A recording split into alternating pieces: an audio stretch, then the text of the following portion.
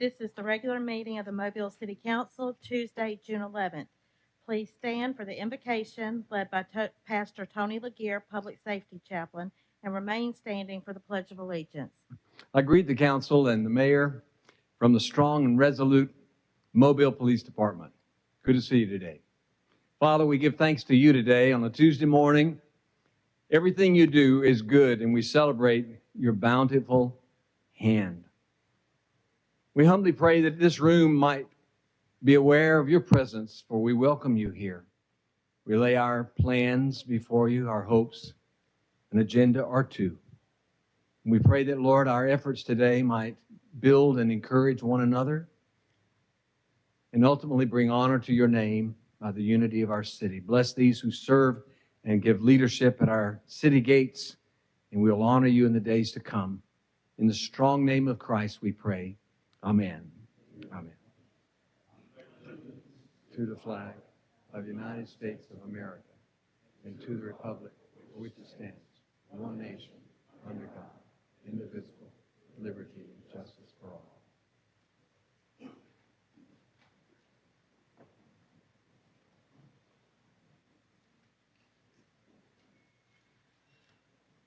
Roll call. Councilmember Penn. Here. Councilmember Carroll. Here.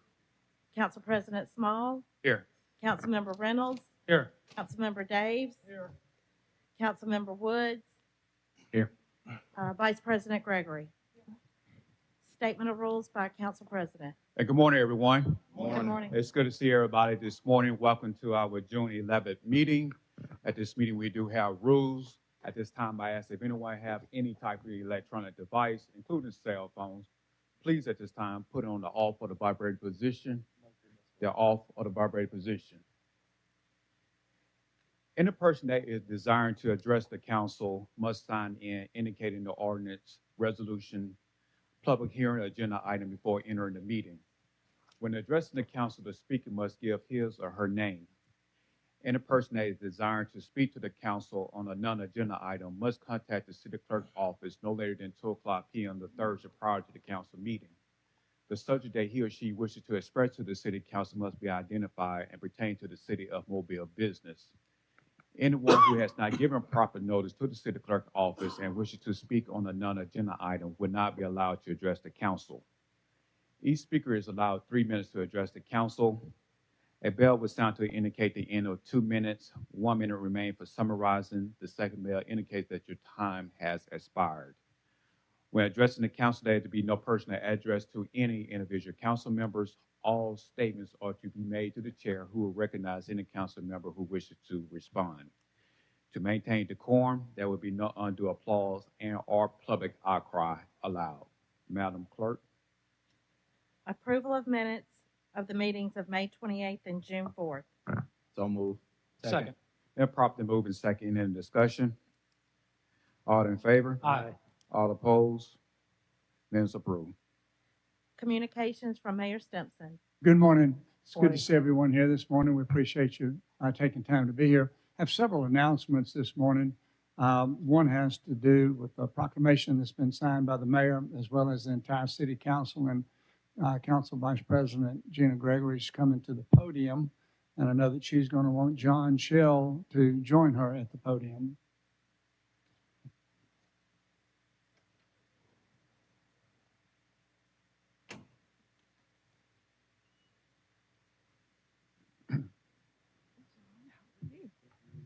What's going on today? No.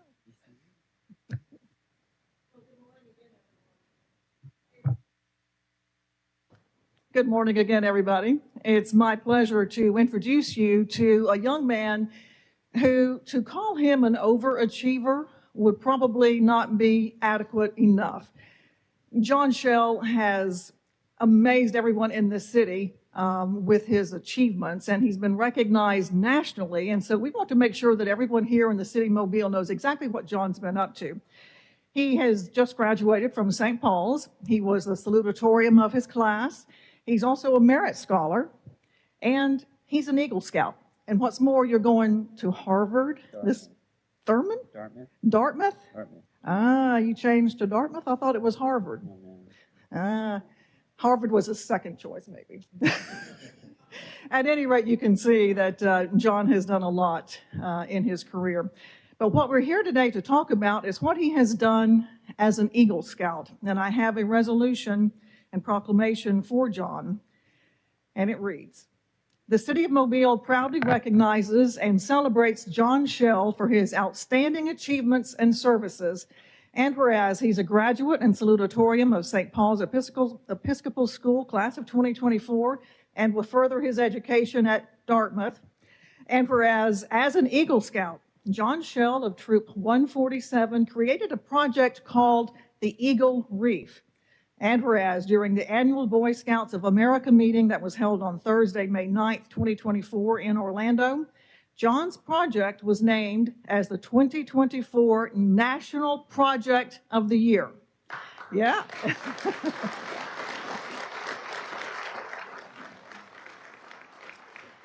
And whereas the initial goal of this is to deploy 100 of the 2x2x3 mini reefs across coastal Alabama.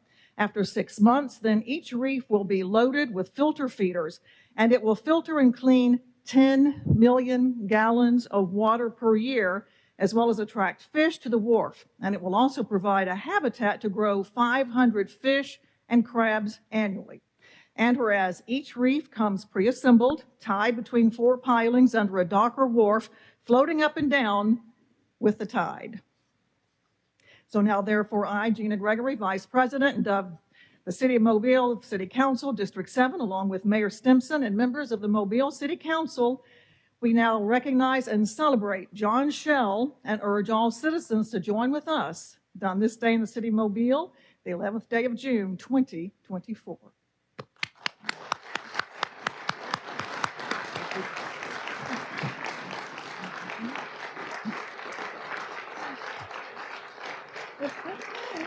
And I have John's proclamation. This is the official proclamation for you.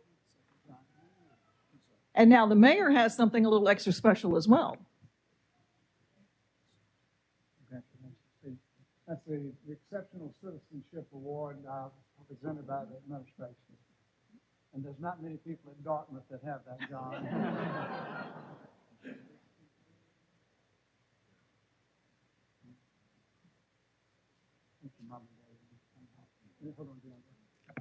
John's parents, Emily and Jeb Shell, are here in the audience. Ask them to come down for photos as well.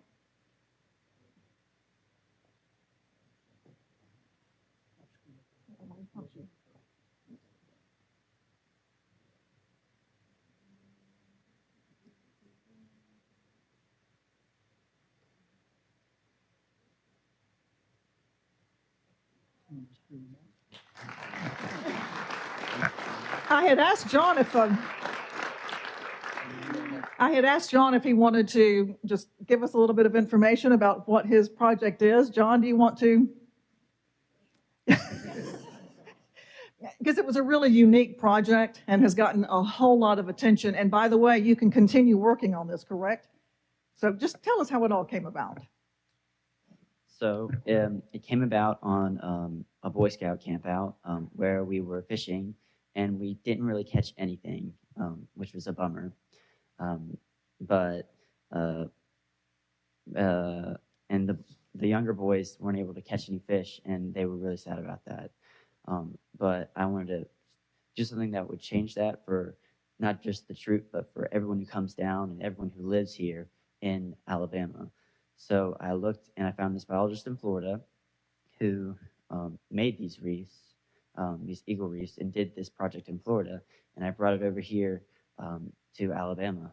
And I made the website, theeaglereef.com, for people to donate and to ask for reefs. And the support was tremendous. And the project grew like astronomically more than my initial goal. And I'm just so happy that so many people are able to help their environment in a way like this. More about it would be on theeaglereef.com. Thank you so much.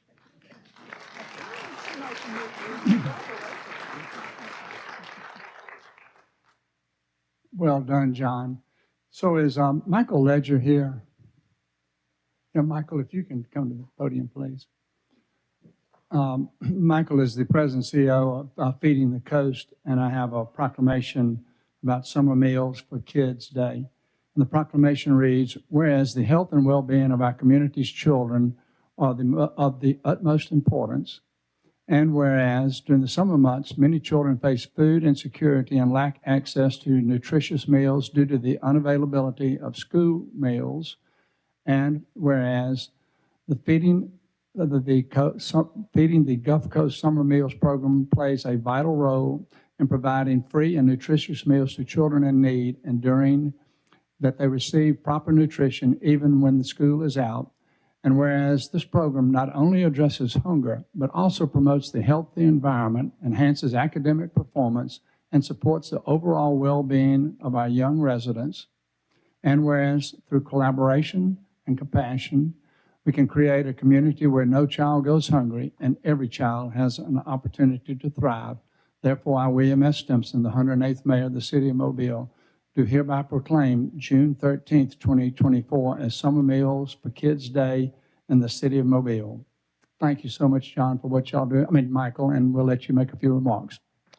Thank you very much. Yeah, honored to be here on behalf of over 88 sites and 5,500 children that we're going to be supporting this summer to make sure that they have food. During the summer, as you probably know, cafeterias are closed, and a lot of these kids, that's one of the only sources of nutrition they have.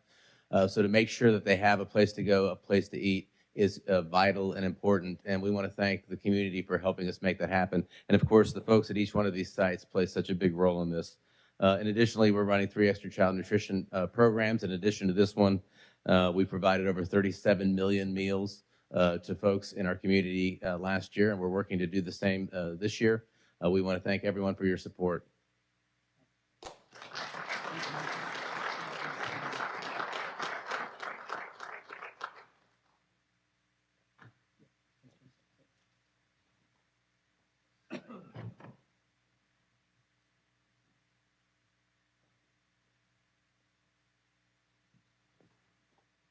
So just a couple more announcements.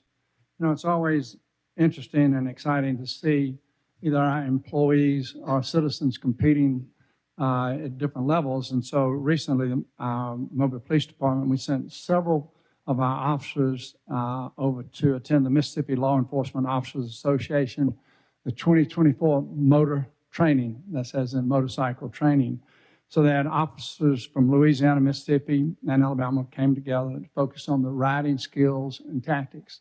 Keep in mind that our guys on motorcycles are as well trained as anybody simply because of what they have to do during Mardi Gras. But anyway, during that competition, they had what they call a rodeo competition, and our Corporal Ryan Blakely placed second in the 50 and older, the Golden Expert Division. And we had Officer Eric Bolton placed first in the Intermediate Division, and Officer Lemuel Dozier placed first in the Novice Division. So I want to congratulate those police officers. Give them a big round of applause.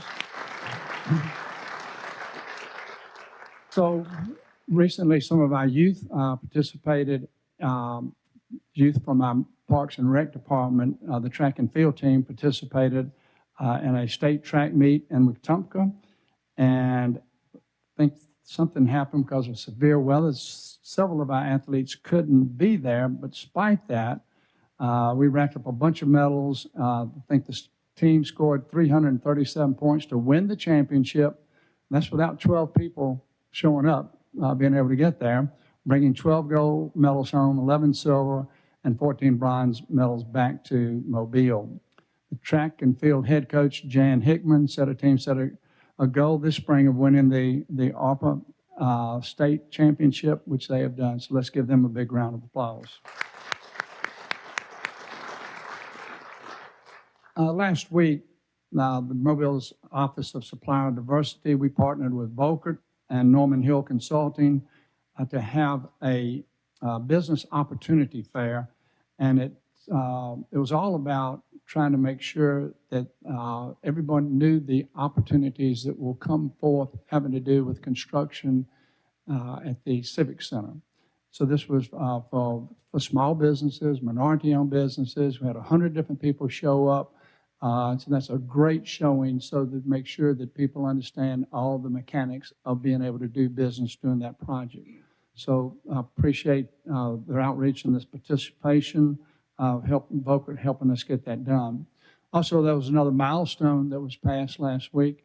The Architectural Review Board voted in favor of the application for demolition, which for the Civic Center, which just crosses another hurdle in the project for replacing the Civic Center.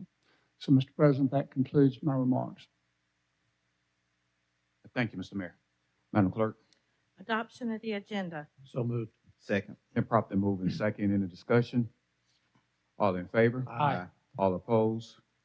Agenda is adopted.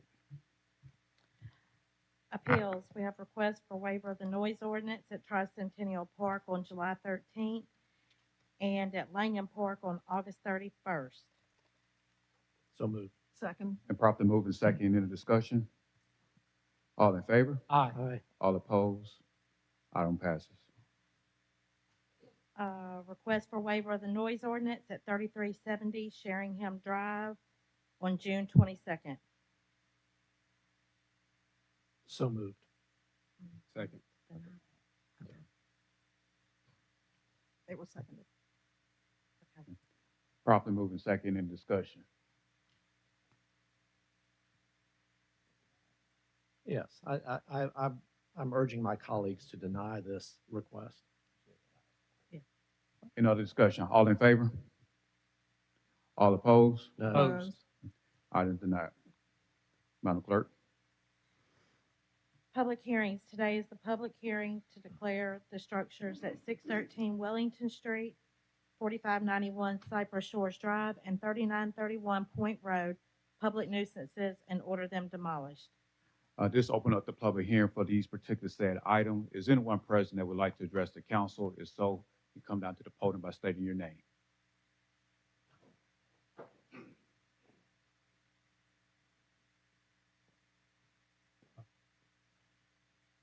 Good morning, Council. Michael Joseph Turlington. Go by Joseph. So, 3931 Point Road is the property that belongs to my wife's family. Their mother passed away last year in August, and that her two little brothers, my wife is up here, one of her brothers as well. Since then, we've been working diligently to try to obtain a clear title from PNC Bank, who bought it in a tax sale some years ago. It's been a little bit tricky to navigate those waters. We've been working with our attorneys, been working with their attorney, and we've just had a little bit of red tape. In the meantime, we have gone to clean up the property one time. Vagabonds still in and out, pulling stuff out of the driveway, as you can imagine, things like that. So, but our plan and our goal is to rehabilitate the property. We have cash in pocket ready to settle up with the bank if we can get clear title with them. And we also have contractors, quotes, proposals on hand to begin repairs on that property. Our goal is to restore the property and to sell it so that the three siblings that are the heirs would receive some sort of legacy from those efforts. We do have affidavits of heirship and a quitclaim deed that has been signed by the ex-husband, has transferred all of the rights into the sibling's name. And so we are just ready to get this ball rolling, probably just as well as everybody in the neighborhood is. So I don't really know if there's any questions you guys have for me about that. Mr. Reynolds? Yes, sir, Mr. President. Thank you, Joseph, for coming down. We discussed this in pre-council. I'm going to ask that the council extend this 60 days down the road. I hope that you and all the other heirs and everybody involved, including the bank, reach some sort of conclusion so that you can get a permit to get the ball rolling on these repairs. So 60 days is what we're going to extend it to. Okay. Thank you. Thank you. Thank you. Good morning. I represent 4591 Cypress Shores Drive. This is my mother's property. I'm seeking an extension on the demolition of that property. I have no problem demolishing it because it's pretty much beyond repair, but I just need more time to get the funds together. I do have a contractor lined up for it.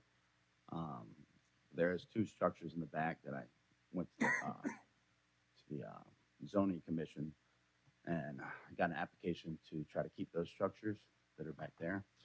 So today I'm just seeking for an extension for the demolition of that property. Mr. Reynolds? Yes, sir, Mr. President. I didn't catch your name. Can you tell me? On Russo's. John Russo? Yes, sir. Okay. We also discussed this one in pre-council, and we think it's pertinent that we allow you the opportunity to demo the structure as you suggest, getting the permit, of course, through the city of Mobile. Thank you very much. Thanks for coming down today. Thank Is anyone else present that would like to address the council on these public hearings? If not, these public hearings are closed. Presentation of petitions and other communications to the council, Michael Evans. Is Mr. Evans present?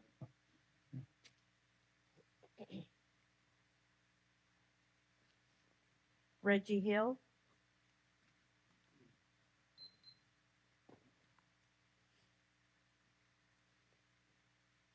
Thank you, Madam Assistant City Clerk. And before I state my name again, I do want to thank, excuse me, Mr. Stimpson for listening to my remarks last week and actually following up with the port and our governor regarding Amtrak. To the citizens and stakeholders of Mobile, greetings, Reggie Hill.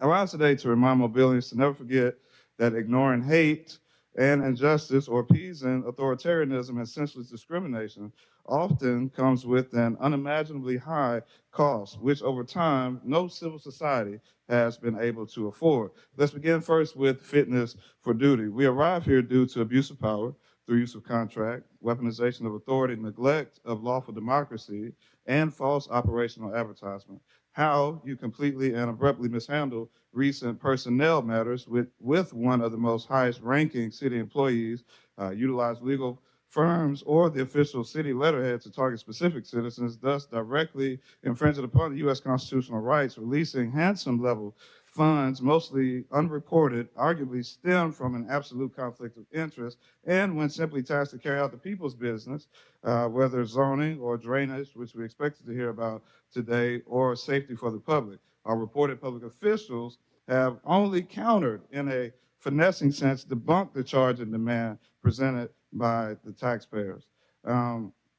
I want to also highlight this piece. I spoke with Director Carmody this morning, and so I'm feeling a little bit more confident about what's going on with the Parks and Recreation Department. I think we'll be able to move forward on that. However, there is still a sense where certain communities are having to put out more resources when the taxpaying funds are already there to uphold and sustain these centers, which we all pay for. The last piece, because we really don't have much time to speak about this, I want to ask about this downtown parking. And I was hoping that Director Snowden would have been here today, and this would have been a little bit easier to address. But can someone enlighten me? Is there an ordinance that says there's no signage necessary for areas in downtown to park when it's prohibited? Now, the reason I'm asking this is because we know about carnival season. And so we see hundreds of these no parking signs that go up, and they're oftentimes taken down. But this past week, there were citizens that were ticketed in an area where we've seen people park all the time. Now, there's an area designated for the police in which they have the right to do that as well. But then we see this area that is so-called prohibited for parking, but the police are still allowed to be there. So it's kind of a double standard here when we're seeing this going on. So I know we probably won't get an answer on that today, but if there will be something sent to the clerk's office to formally address this, but for the time's sake, we should not have any ordinances that are discriminatory going against the people who pay for everything down here. And so we're going to come back and finish. I said last week that that'll be the last time, but I think we just have a couple more issues to address. We're going to give the opportunity to respond because it shouldn't be in writing when it's here and you have the visual and audio reflection. The formal response then should come from that body. So thank you for yielding the floor. Continue next week. Mr. President. Mr. President. Mr. Penn and Mr. Carroll. Thank you, Mr. President. You know, I have, we're doing a lot of great things in District 1. So many, and the emails that we have received of projects are taking place over 190. Just responses and emails that I get on a regular basis. But I just want to kind of talk about so the community know everything. And great job to Parks and Recs. But I want to let you know District 1 and the city of Mobile, what's taking place in District 1. Trenton Gardens community right now is getting a new field done. Frederick D. Richardson Tricentennial Park, we are just doing a playground for the kids. A dog park is coming. We're working on pavilions as well as at Mill Street. A new playground is coming. A new playground right now. is taking place on Mill Street. St. Stephen's Road. Let's talk about St. Stephen's Road infrastructure project, something that people said would never take place. Right now, 3 million plus is going in St. Stephen's Road, where the community now will have sidewalks and curb and gutter that people never thought that would take place in the Tomerville community is taking place in District 1. These are just some of the small things that I'm talking about that has taken place in District 1 in less than 3 years. Matter of fact, I can even go on where we have the Tomerville district plan that never had a plan, 161-page document, which you can go to the City of Mobile website and see all the great things that we're working towards as a district. So a lot of times we come and we hear all these narratives that's not taking place in certain communities. I just want the people to understand they need to be very specific and not mention District 1 and say that, because a lot of great things is taking place in District 1 as well as City of Mobile. And if you would like to talk about it, just call me at any time, and I'm here to go over all the great things that are taking place in District 1. Remember, I'm District 1, you're District 1, we're District 1. Let's move forward and do great things. Mr. Carroll. Thank you, Mr. President. In reference to the parking signs downtown or illegal suspect places of parking, I would think that if there was a concern that was that major and it's been going on for a time, that said individuals or individual would simply just call 311 like everybody else and report it. There's a very, very strong young lady over there that handles these things very quickly, and we have the capacity to get it done, as opposed to coming down here and making such a negative about what's happening in our city. People in this city call 311 every day and report their issues and get them resolved. And if we can't call 311, then, or if we think that certain people are above 311 and have to come down here in front of the mic every week, then I think that we have an issue. Thank you, Mr. President. Madam Clerk. Stephen Harvey regarding resolutions 47, 512, and 513.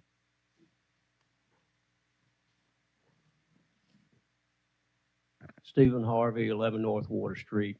Y'all may recall I spoke on this last week. I just signed up in case you had some questions. I don't feel the need to speak again unless you want me to. Any questions or comment from the council? Thank you. Madam Clerk. Ordinances held over. 64037, consider modification of a previously approved plan unit development for property located at 1109, 1111, and 1113 West I-65 Service Road North. 64038, consider a modification of a previously approved plan unit development for property located at 4464 and 4474 Halls Mill Road. So moved. Second. Been properly moved and second. Any discussion? All in favor? Aye. All opposed? Item passes. Resolutions held over. 08507, approve award of item-based bid for medical equipment. 08508, approve purchase order to Carousel for annual subscription for Concur travel management software. 08509, approve purchase order to Kimball International Marketing for guest chairs for the Sullivan and Hillsdale Recreation Centers. 21510, authorize contract with Vital Exam for wellness exams. 47512, assent to the vacation of a portion of right-of-way on Meter Drive. 47513, consider a vacation of right-of-way fee as a condition of the vacation of a portion of Meter Drive. So moved. Been properly moved and second. In discussion? All in favor? Aye. All opposed? Item passes. 6514, authorize issuance of subpoenas by special counsel. Move to table. Second. Properly moved and second. In discussion? All in favor? Aye. All opposed? Item passes. Ordinances being introduced. 88039. By council rules, this will lay over for 1 week. Consent resolutions being introduced. 31515 through 6523. Move to waive the rules for immediate consideration of these resolutions as read. Second. Properly moved and second. In discussion? All in favor? Aye. All opposed? Rules waived. 31515, authorize the mayor to apply, accept, and receive a grant from the Alabama Department of Environmental Management for the Scrap Tire Marketing Program, no local match. 37516, recommend approval to the ABC Board for issuance of a special events retail liquor license to Rock the Country on Cody Road North. 4517, declare the structure at 613 Wellington Street a public nuisance and order it demolished. 6520, 521, 522, and 523 are determining appropriations to Tomanville Crichton Community Development Corporation, Dodge Elementary School, and Distinguished Young Women of Mobile County serve a public purpose and approve payment. Moved. Second. Properly moved and second in discussion. All in favor? Aye. All opposed? Item passes. 4518 and 519 are declaring the structures at 4591 Cypress Shores Drive and 3931 Point Road public nuisances and ordering them demolished. Move delay over 60 days. Second. Properly moved and second in discussion. All in favor? Aye. All opposed? Item laid over 60 days. CIP resolutions being introduced. 21524. Move to waive the rules for immediate consideration of this resolution as read. Second. Properly moved and second in discussion. All in favor? Aye. All opposed? Rules waived. Madam Clerk. 21524, authorized contract with Geotechnical Engineering for 2024 CIP resurfacing District 6 and 7. So moved. Second. Properly moved and second in discussion. All in favor? Aye. All opposed? Item pass. Resolutions being introduced. 08525 through 6531. Move to waive the rules for immediate consideration of 60-531, with the rest of these resolutions being laid over for 1 week. Properly moved and second in discussion. All in favor? Aye. Opposed? Madam Clerk. 6531, authorized issuance of subpoenas by special counsel. So moved. Second. Properly moved and second in discussion. Mr. President, I think that the general public is due an explanation of why this is being done. I'm hoping that Mr. Woods or Mr. Reynolds is going to go into detail about why this different resolution is on our agenda and what got us here. But before then, just let me say this, because while some of you sitting up here today, this weekend I got several telephone calls from some of you. Some of you stating that the council doesn't need to subpoena anybody. It's going to look bad for the city. It's not good for the city, and we don't need to do this. It's going to hurt us. The process is going to take too long. We don't know how long the process is going to take. In the letter that the mayor wrote to the council, he mentioned that he had two processes or two investigations that he administered, but nobody questioned the cost on that. He also stated that he sent the investigation to the Attorney General. We don't know how much time that's going to take to get it back. I haven't seen any time. I don't know if it's come back. I don't know how long it's going to take. It may take longer than 45 days. You suggested that, one of you suggested that we needed to manage the attorneys. The council needed to manage the attorney. It appeared as if though in these telephone calls that I was getting bombarded to do something or to stop something that some felt that was a hindrance to the city. That's not the case. Some that were asking me are extremely wealthy, some are not. But in this city, it is not at some times and all times about business and money. It's about public trust. And I tell you, there are roughly 210,000 people in this city. There are a whole lot more of us that make less than $50,000 a year, that care more about whether or not they can trust their city than care about business and how big business is going to go on and what businesses that we can bring. We just want to be able to trust the process. And in order to trust the process, they just want to see a clear and transparent process, that no matter how we get there. And they want to be assured that the process is going to work. They want to make sure that the people that are asked that are going to be here are going to be here. They don't want to have any question to whether or not they're going to be here. And sometimes when you don't have that subpoena power, that doesn't happen. The mayor's letter states also that he will make sure that happens. A lot of us are taking into consideration that will happen. In today's pre-council discussion, we even noted that, hey, if it doesn't happen, then we still reserve the authority and the power to do so if needed after, what was it, 2 weeks, 3 weeks? What was that time?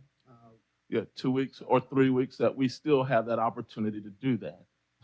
But when it's called into question business over public trust, that really bothers me, because this is about public trust and whether or not the people in this city can trust us. This administration has done a great job in bringing and getting business up to snuff here. There was a time when resources were low, and now they're doing very well. They continue to do a good job in doing that. But this administration and this council, in the long run, it represents all the people, not just a handful of us that are fortunate enough to have businesses and are fortunate enough to drive the economy in some places. I represent that person that lives in or used to live in Roger Williams that only makes $26,000 a year or doesn't work at all. I represent that person that lives in Orange Grove or down the bay and in a campground that doesn't have the ability to come down here and speak for itself to say, I have a multi-million-dollar corporation and this is what I'd like to see happen in this city. I represent those people too. And in the interest of public trust, I hope that everyone understands that. We want the people that live here to believe in us in the process. We want the people that live here to believe in the mayor in the process without a question of doubt. I even had it state that we don't want a lawyer from Birmingham coming to deal in Mobile business. But the truth of the matter is that it's objective. Who could be more objective than somebody that doesn't live here, that doesn't have a dog in the fight? Who can be more objective? The point here is to be as open, transparent, and as objective as possible. Nobody's pointing a finger. Nobody's saying that anybody's done anything illegal or unconstitutional. We challenged whether or not the fact was, or the process was within the procedures and operations of the city. Did we do something out of order? Was it uncalled for? Do we need to correct it? Those are things that we're looking for. I don't think anybody was looking for guilt, as I've said 100 times up here. But it appears as if, though, with the pushback being so strong sometimes, it makes me even question whether or not there's something to hide. You know, my mother used to say, if you don't have nothing to hide, let it ride. I ain't got nothing to hide. The statement was even made that, hey, if these subpoenas, these questions, and these things come to pass, that they're going to implicate you. They're going to get your records. Like I've done something wrong. Felt like it was a direct threat to me this weekend. I have nothing to hide. I don't think any council member has anything to hide. I don't even think the mayor does. But the point is that it's to be objective, to be clear and be transparent. And if we don't want to do that, then we, as a municipality and a governing body of the municipality, I think, have somewhat of an issue. The last paragraph in the mayor's statement states that he will do anything within his power to make sure that his process is transparent. But you can. I don't shake your head. You have to give everybody the benefit of the doubt. But the way that this ordinance is structured, this resolution is structured, and I didn't get a chance to read it all before 10:30. I am hoping that if this goes awry, and I think as we discussed, we still have the opportunity to call this back and do whatever we need to do. It also gives subpoena authority to those portions or individuals that have to have subpoena portions outside of the city. I think that was prudent. But again, there are a whole lot more of us in this city that simply live here, that just want to live here, that want to be happy here, that want to believe in the interest of our government, and to just want to trust us. Again, Mr. President, this is about public trust. Any other discussions? Mr. President. Yes. Woods?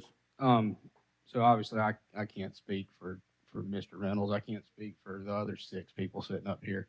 What I can do is speak for Josh Woods.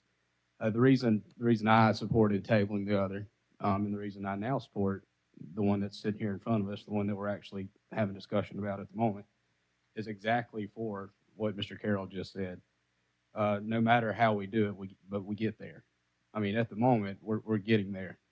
We have a administration led by a mayor, an elected mayor, that says that his administration is going to cooperate.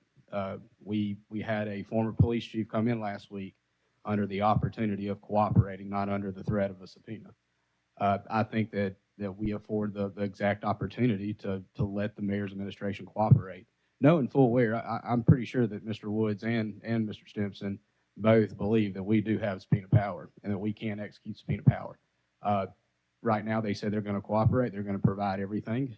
They're going to do that in a timely manner. I would hope that they would do it in an expedient manner, but they're going to do that in a timely manner. I think at the moment, instead of putting not just the higher ranking appointed positions under the gun, the original subpoena list, but employees, city employees under the gun. And as somebody that is the officer of his organization that has to be under the gun when it comes to legal proceedings and everything, I will say that I do not find it favorable whenever my employees get dragged in and put under undue stress for something that ultimately I'm responsible for. Ultimately, the mayor is responsible for the actions of his administration. I think that we need to, at this moment, afford them the courtesy of cooperating, knowing well that we do have subpoena power. And my intention is to keep up with this. While I know I'm not, and I know other members of the council have said this, we're not even talking to our appointed council.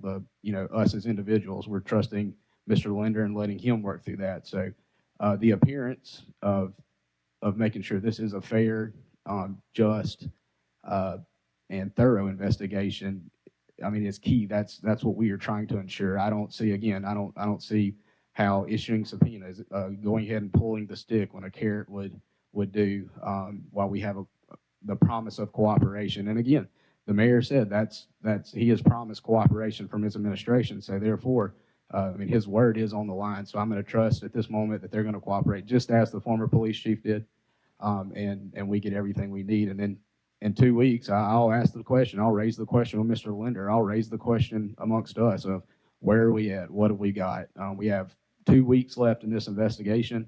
Where are we gonna end at? And at the end of the day, should we have to extend time? I wouldn't be in favor of it. At day 45, I think the investigation will be ready. I think that he'll write it up and it'll say either 2 things: that they cooperated and this thing got done appropriately, or they didn't cooperate and this thing didn't go as planned. So that's those 2 things give me the assurance of allowing cooperation before we have to go and get a subpoena, or before we subpoena. Mr. President. Vice President. Thank you, Mr. President. What we've been looking at is not anything that pits business against anybody else, certainly not public trust, or it's not about neighborhood versus neighborhood. And it's not about people calling or emailing us with their opinions. People call and email us with their opinions all the time. And when there are hot button issues, we tend to get a lot more of those. Sometimes our emails get so backed up, it almost breaks the system. So that's nothing out of the ordinary. What we're looking at is an investigation, and we have hired a law firm out of Birmingham to conduct this investigation objectively. They have no ties to the city of Mobile. And what has been happening so far is something that happens normally in any other case. The attorneys meet, they negotiate, they talk about how the case will move forward, what documents are needed, and who may or may not be called. That is normal procedure, and that's what's been going on. Today, we voted to table the original proposal that had a number of subpoenas listed and people that might be subpoenaed as well as documents. By the time this moves forward today, some of that is already old. So we decided to table that and come back with a separate resolution for subpoenas to outside entities, entities that are not part of the city of Mobile. So we can get those moving forward quickly. You've already heard some of my colleagues talk about cooperation. The mayor and his staff have said they will cooperate fully with anybody who needs to be investigated, or not investigated, but interviewed, any documents that need to be presented. And of course, the council still has the opportunity and the legal right to issue subpoenas if that doesn't happen. I don't think we'll find ourselves in that position. I appreciate the cooperation so far, and we all just look forward to getting this thing finished. We want the investigation done. We want the report. We want to see where we are, but we want to do it the right way, and this council will make sure that it is done the correct way. Thanks go to Mr. Linder, our council attorney, for helping to coordinate all of this and to provide us with our expert legal representation as well. Thank you, Mr. President. Any other discussion? All in favor? Aye. All opposed? Item pass. Madam Clerk. Announcements. District 1, Councilman Penn.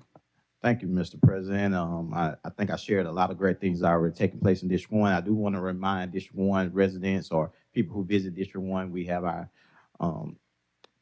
project on O'Shea Road. Hopefully it'll be completed by school's data start date. So make sure you plan properly. That's all I have, Mr. President. Thank you.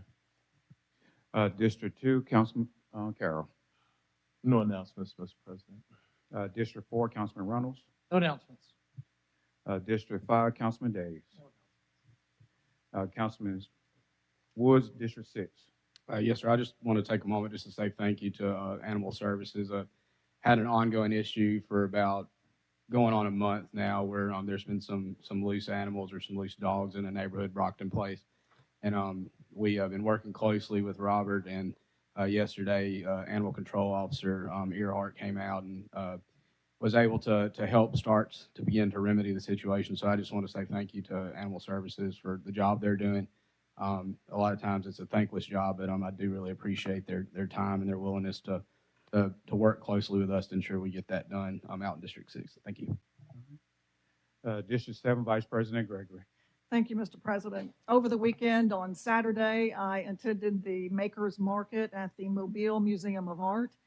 And I don't think I've ever seen that parking lot filled to capacity like it was on Saturday. We had a great turnout of people that were there interested in all of these locally handmade artworks. There was pottery, jewelry, handmade soap, lotions, and food, you name it, it was there. And again, a terrific turnout.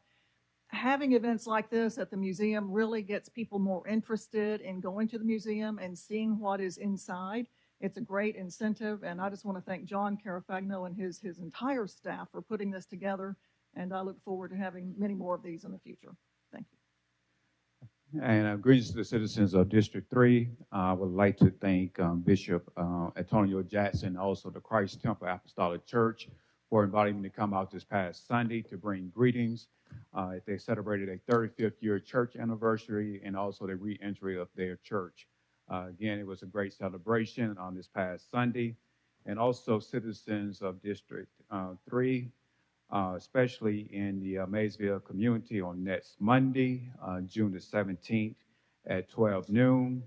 We will be having a ribbon cutting for the new splash pad at the Baumhauer Randall Park, which is also known as the Duval Street Park. Again, that would take place on next Monday, June the 17th, 12 noon, inviting all the residents in the community to please come out on next Monday. Anything from the administration? Okay. Can I get a motion to adjourn? Mr. President, Mr. just want to remind everyone that we have an entitlement committee meeting in the conference room on the 9th floor at 1 p.m. We'll be discussing affordable housing. Jamie Roberts and his team will present something, as well as Councilman Carroll and some representation for the cooperative district plan. Motion to adjourn. Properly moved and second in discussion.